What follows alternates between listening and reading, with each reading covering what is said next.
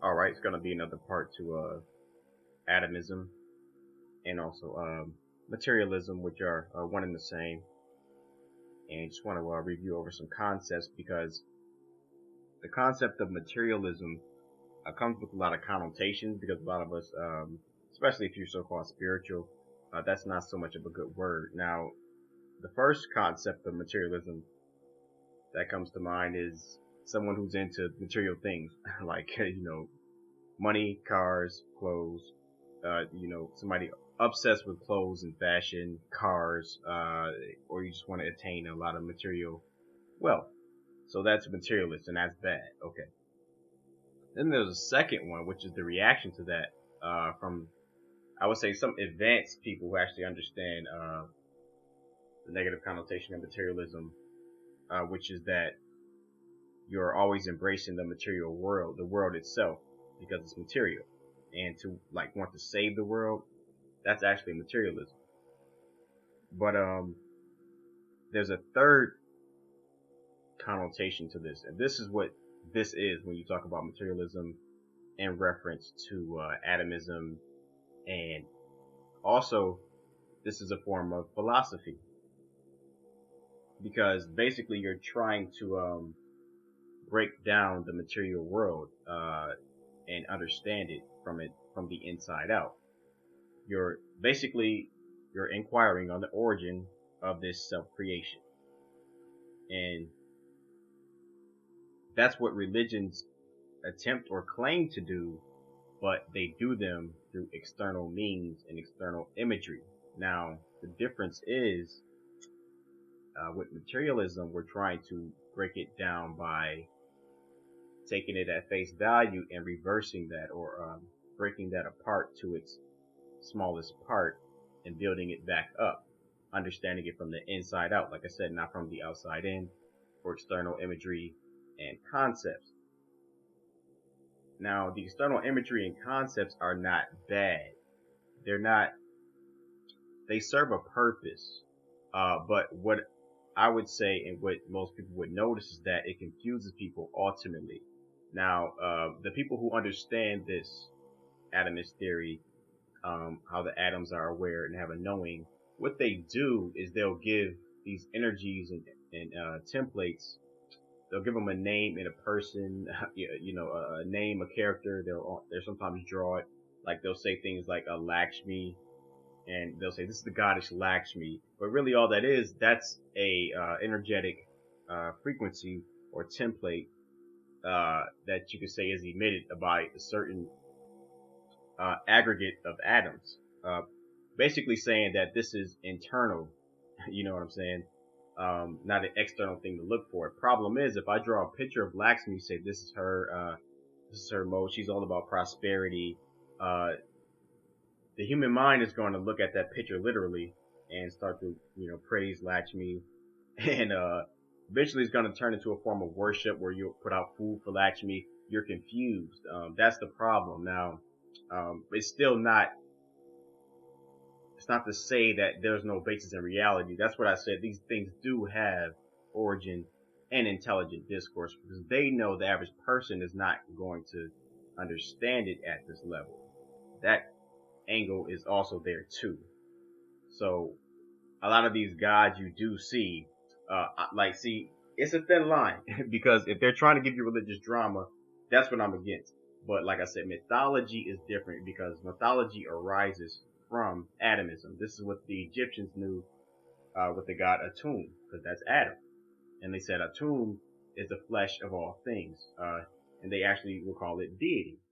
Now, this is still atheism at that esoteric level. But once you draw a picture of Atum and you give him a staff and a crown, you give him a story like they say he they say he masturbated and the world was created. The female came out of that. See, it's a narrative, but the people don't understand it at this deeper level. And sometimes they didn't want them to. Sometimes, but a lot of times they just understand people, but the mundane people. Be like, so what's the difference though? Well, the difference is major because once you understand these are literally the minute parts that make up the entire world. They are the cause of the world. You're going to personalize this, internalize this, and like I said to my man, the matter is going to come right to your feet. Suddenly you'll know you can't look anywhere else. Not Tibet, not statues of Buddha, not a cross with Christ, not that black square that all the Muslims are circling around and then making homage to and pilgrimages to. Ultimately, you're going to suddenly realize that, hey, this is right at my feet. You become it. It's almost like the term, they say, God body. And that's what it is. You embody this. You realize that you are just a formation of the same thing. All these things are at your feet. Immediately, your whole outlook, perspective, understanding gets deeper. It gets much, much deeper. And it's an intuitive thing. That's why they get into atomism, because a lot of people would say, well, you're being materialistic. There's something beyond the material. Like, we know that. That's why I say intent, mentality, materiality. So you'll say, what's beyond the atoms? I would say intent. Now, it's not about the space between the atoms either. I wouldn't focus so much on that, because like if you zoom in even on a flat wooden surface, you're going to see that it's not entirely flat. With an electron microscope, you'll notice it's not even flat. So if you think about all these atoms aggregating, you could really have an aggregation of atoms to form a flat surface. I wouldn't be concerned with the space. What you're concerned with, a lot of people, is with the metaphysical aspect of it, is what's beyond the physical. And they also go into that. But you have to remember, you have to get into this knowing. You have to have this inner knowing that those atoms are actually aware. And those would be like the Egyptians would say, Atum, the deity Atum, you can call it that. But just understand these atoms themselves, they have these attributes, these, I said flavor, and, I listened back to it, I was like, alright, let me think of a better word. My man said personality. I could say that, but that would confuse people too. Cause you want to go beyond a human concept when you're talking about, if you're asking, what is the core of these atoms? Not physically so much, cause they're not hollow, but, that unseen, invisible aspect to the atoms. I would say, I'm gonna simply call it the will. And this will has a wisdom to it. It has a sophistication to it. So you have to keep in mind that fact. And you want to know that you're going to internalize these facts. And trust me, it'll deepen your realization. Because even these, like I said, these ancient guys in the East, they contemplated these things because they knew of this effect. It'll deprogram you. Now, what'll happen is, even in your everyday life, everything you see, once you contemplate these things, you'll be able to break the apparent illusion on the surface of a dog being a dog, a cat being a cat, a tree being a tree, a fly being a fly, a woman being a woman, a man being a man. You look at a person. This is deprogramming what they're doing, because they're trying to get past this world. In a sense where that's what they're doing when they're cultivating. They're trying to get their consciousness to go, I wouldn't even say past the world, to go reverse back to before the world, before birth, before the atom, basically. They're trying to regain the pre-atomic consciousness. So they do this because they're trying to break down the world as, okay, that's not really a woman, or that's not really a dog. What that is an aggregation of atoms. And these atoms have a will and an inherent know-how. They have attributes to them. And they're vibrating in motion, and they're constructing this form that appears to be that dog. On that level, you're going to break this everyday illusion. You'll see it at a deeper level. Your mind's going to get deeper about what you're looking at. And you're going to take this mentality. What they do is take it into their meditation. And it deepens your mentality. Automatically, you'll get deeper. Yeah, I spoke to somebody and he was like, it's like, yeah, it's like you're aware of everything. Um, because what they say is the contemplation of these things, they say one meditates on the omniscient primordial, the controller, smaller than the atom, yet the maintainer of everything, whose form is inconceivable, resplendent like the sun, and totally transcendental to the material nature. So like I said, they're trying to go before nature, but the thing is, um, that's an internal thing. If you know this internally, you're not looking, like people say things like you literally think God is up on high. Like these new flat earthers are thinking God is above the waters in the firmament. Like that's what their creator is, or, uh, under the fake universe model that we believed in with the galaxies, like some Gnostics will say, we're in a demiurge universe, but the true universe is outside of this universe. You're thinking that it's something far, far, far, far, far, far, far, far down, infinite number of light years outside of this universe, externally speaking, like, literally thinking that way. That is the problem that atomism can solve. You have to make sure this is an internal process. So what the Gnostics would say is no, the alien, which they would call they would say this is the true God because he's alien to this world.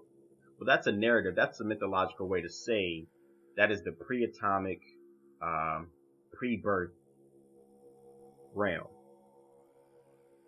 That's how you can look at that. But see, if you look at it as pre-atomic, pre-birth, that's why he says we're going into the core of the atom and past that, which means deeper, deeper, deeper into the atom till there's nothing before the atom. So the primordial.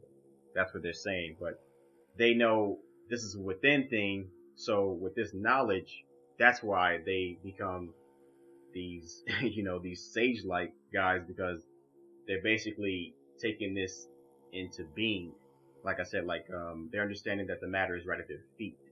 Like if you go to a temple or a church, they have their, it's like their eyes wide open. And I literally know now, that face when somebody has their eyes wide open, that's the face of death. Like that's the face of unconsciousness, like when somebody's dead. Like, but that, these guys, the reverse, like your eyes are either half closed or fully closed and you're looking within because well, if all of this is created if the origin of this self-creation is in the atoms, why the hell would I look at, Jesus or Muhammad or even the statue of Buddha thinking that that's Buddha's a god when, I understand, oh, hold up, that's reverse. It's actually the inside out. I should be looking on the inside. That's a literal way to, you're using this logic to snap your mind out of that. And trust me, it will deprogram you. So that is what atomism is about. It's deep. So to review, this is Kanada, his system of atomism, and this is actually the system that Gautama Shakyamuni, the prince in India, based his system on. Basically, was this. This is why anybody I think who's getting into the thing is, even if you're into New Age or you just say you're spiritual, a lot of those concepts came from these schools. Not necessarily this atomism, but it came from these religions, which were actually, at their truest core, by the honest ones, were kind of founded on this atomism. So if you're getting into things like that, you're just picking up these concepts, but you don't know the philosophical thought at the basis. So this is like going into the foundation of those things because they're not talked about a lot. But this is the natural philosophy basically, and again, because this is the investigation or the inquiry into the origin of this self-creation, for the intelligent mind. So you don't just say God. Now we can come around back to that concept, like I said, because the Egyptians would say that, but it's a whole different. It's from the inside out. So the perspective is totally different from what the average person will see as God, as you eyes wide open, you look in the sky and say God. Like, it's different. It's totally different. So again, this is Kanada's atomism. Again, just to review this. He says all substance is composed of parts which are governed by their qualities of inherence and conjunction. Now, the qualities of inherence, that's the attributes, and conjunction, they're combining, their tendency to combine. So that thing at which the distinction of the whole and the part stops, and which therefore marks the limit of division into minute parts, is the atom. And you have to remember that this is thousands of years ago. This is like, so this is 8,000 years ago, basically. So they didn't have, or they didn't innovate, microscopes or anything like that. What these guys do, they do these practices where they can shrink the mind basically down to the size of an atom. Literally, you can shrink the mind. This is how they know these things. This is intuition. Because they couldn't see these with their two eyeballs. This was intuition from yogic practice. Like they say, these guys, they get wise by not thinking. And so when they come back out of that state, they are filled. It's like they downloaded insight, and this is not some cornball insight. Like I said, like I went to Pluto, or even some of that shrooms, DMT, ayahuasca. You know how people take that and they tell you all this. Oh, these alien beings and these giant green-haired flowery trees and with arms stretched out embrace me, and it's like, what the fuck? See, that's more. Even that's externalism. Like I said, you're going into this brain, I could say it's the matrix brain, but this is entirely different. Like I said, these guys would shrink their minds to the size of an atom. And so he intuitively knew, and they postulate that, okay, well, if I break everything down, because this is what I'm trying to do, I'm trying to inquire on the origin of this self-creation. If I break it down, what do I get? I get atoms. Now, this is materialism because I'm breaking down the material world. I'm breaking the illusion of the material world first. That's critical. Because a lot of people, if you're you think you're deep in conscious, you still haven't broken the illusion of the material world. You can try to just jump to these metaphysical concepts, but first you want to break this down at this deep level so you'll see it. And this knowing will awaken inside of you, that you can really get it. So again, that thing at which the distinction of whole and the part stops, and which therefore marks the limit of division into minute parts, is the atom. They knew the atom before the microscope. They used internal consciousness to deduce the atom. The atoms are the cause of the world. An effect may not be assumed without a cause. Of course, the world would be the effect. So the atoms are eternal, belong to four classes which possess corresponding qualities. The four classes of atoms, of course, which would be earth, water, fire, air. The atoms of the same class and of similar quality combine to produce the several gross elements. The combination takes place by two causes: the material cause inherent in the atoms themselves, and the non-inherent cause is assumed to be the supernatural will. And that's what I'm saying. So you can look at this atom as it has these attributes. Depending on the atom, they have certain attributes, and they also have an affinity for each other as they combine, depending on their attributes.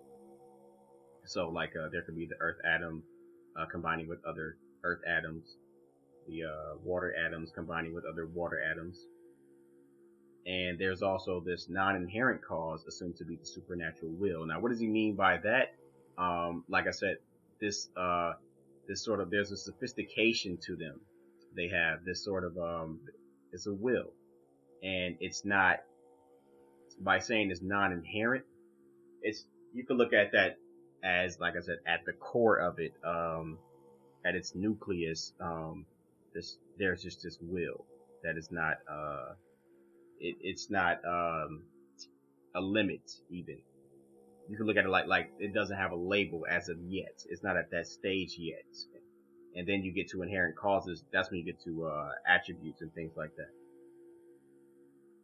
So all substances consisting of parts originate from the substances connected with them by the relation of inherence. So again, the relationship of attributes, they're related. The relatable atoms. The substance is composed of parts inherent in it. The relation of conjunction operates in the process of combining them because they have similar attributes. Inherent parts of a substance come together thanks to the relation of conjunction to produce the substance.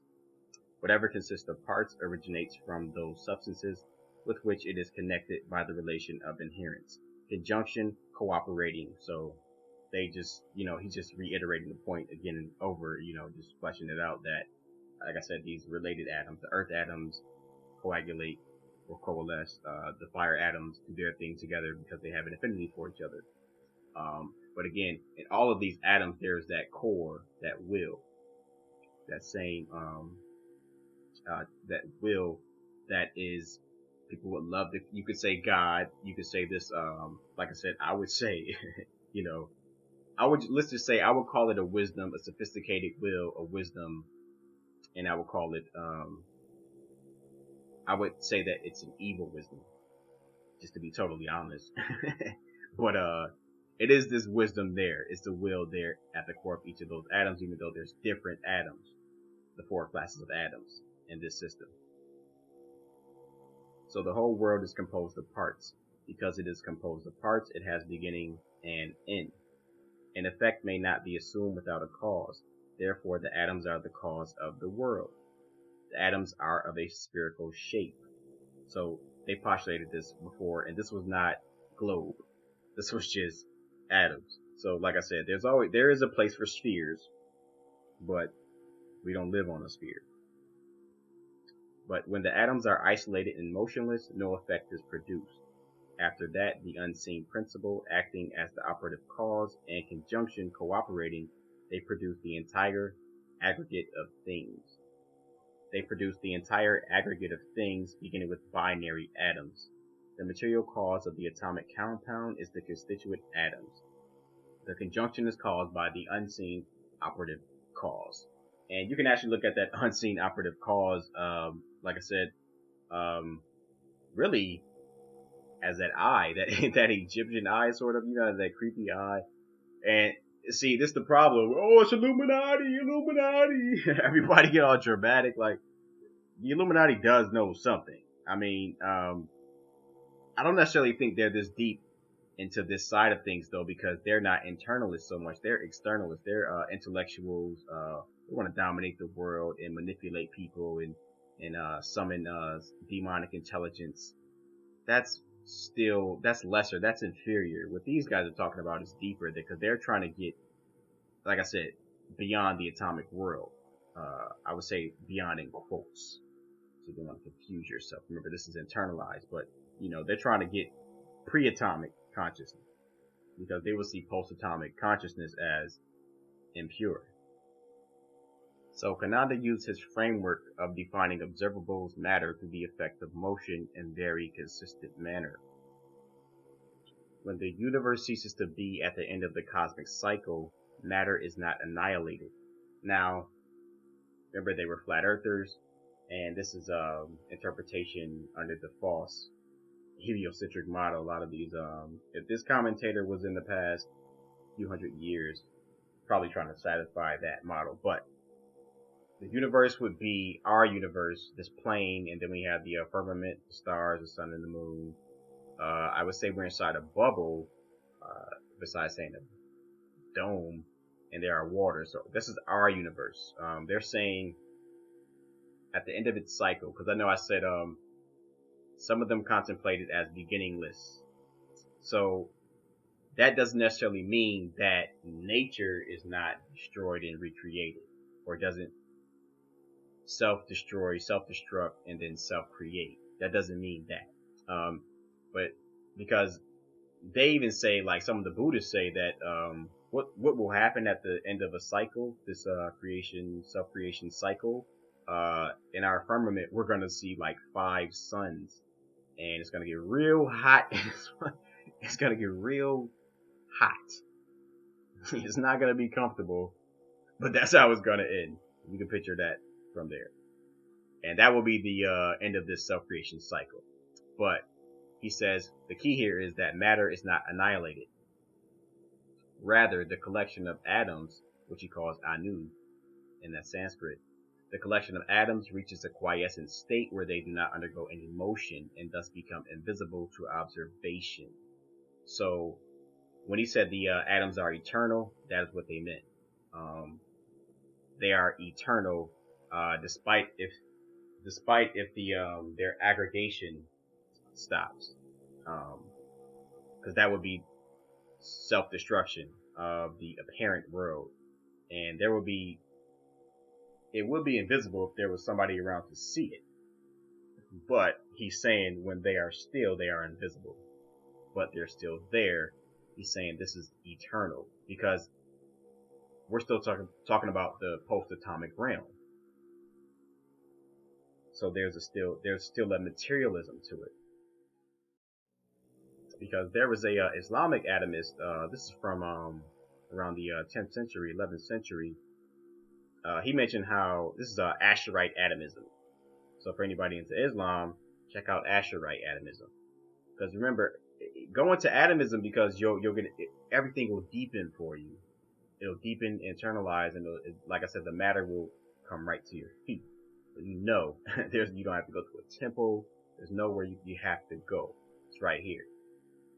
So, in Asherite atomism, atoms are the only perpetual material things in existence, and all else in the world is accidental, meaning something that lasts for only an instant. See, so that's the deep part.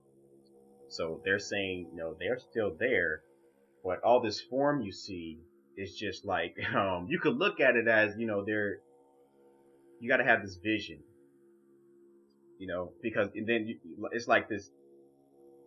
I would call it a deception because the atoms are causing a deception. I believe this realm is a deception, and so this is what they're doing. So you can break that illusion by knowing this, just knowing this deep down, understanding this thing. So nothing accidental can be the cause of anything else except perception as it exists for a moment. So again, it appears to be something. It appears to be a dog, a cat, a bear, a car, a lemon, a tree. It appears to be these things, but what it really is at its base are these aggregates, these atomic aggregates with intent, templates, knowing, with a will at the center, which is actually, I would say, in simultaneous communication with all other atoms at the core, that will at the center, that wisdom at the center. That's how everything is kept in order. Let's say that, because this, like nature and everything, yes, it is a very ordered thing. This self-creation of nature has a very intelligent, sophisticated order to it. It's like a beautiful backdrop to all the madness that goes on within nature, but such a beautiful backdrop.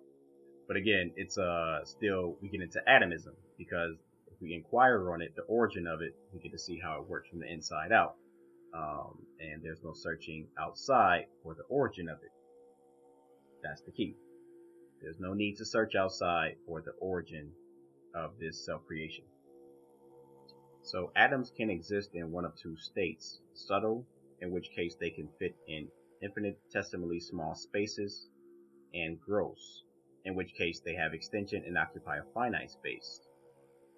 Ultimate particles are also described as particles with positive and negative charges that provide them the binding force. This is from the Jains. This is their school, their take on them. So they're going a little deeper into it, their perspective on the atoms. And again, they do have the positive and negative charge, like I said, because that's the fruit of this.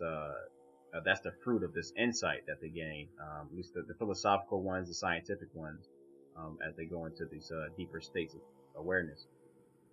So, although atoms are made of the same basic substance, they can combine based on their eternal properties to produce any of the 6 aggregates, which seem to correspond with the Greek concept of elements: earth, water, shadow, sense objects, karmic matter, and unfit matter. It's just explaining how that was similar to the Greek concept, because Plato also had a system of atomism. I believe it was Plato or Democritus. But the Greeks also had atomism because the Greeks got that from Egypt. Because if you look on a map, even on the flat Earth, I'm sure uh, Greece is right up the street from Egypt. So the Atum, the atomism, all that got transported to Greece, all that thought stream. Because, like I said, this goes back to ancient Egypt. There's a book here, and I'll put a link to it. This is the Philosophy of African American Studies. Nothing Left of Blackness by Stephen Ferguson. And he's talking about ancient African philosophy. And this is from the pyramid text. Because I know, like a lot of guys, you're thinking materialism is not, correct. But this is how you deduce the origin of this self-creation on this flat Earth. So this is what the origin of the universe. The ancient Egyptians posited matter in the form of an abyss of water. Again, they knew the waters, the primordial waters that our bubble is sitting in. And they also knew that these waters were composed of atoms, atom. So this is their materialism, their atomism. In time, this matter would gain consciousness of itself, then manifest itself as a creation, a multiform figure of all that was, is, and will be. See, consciousness of itself, those are the atoms, and manifests itself as a creation, a self-creation. So,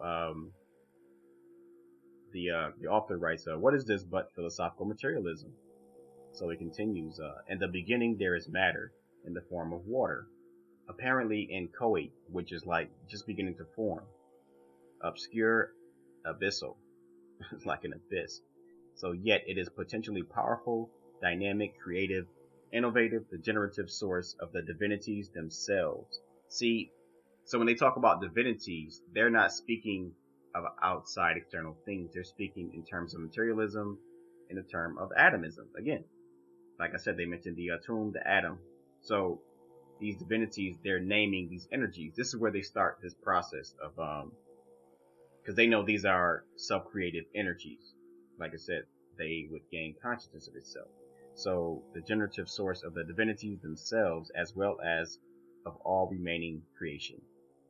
For right from the start, it posits neither God nor chaos as darkness, but matter in the form of primal water. So the Egyptians, of course, they were flat earthers. They knew the true cosmology from the beginning, and they understood that this was a self-creation. This started in the waters, and the waters were composed of atoms. Peace.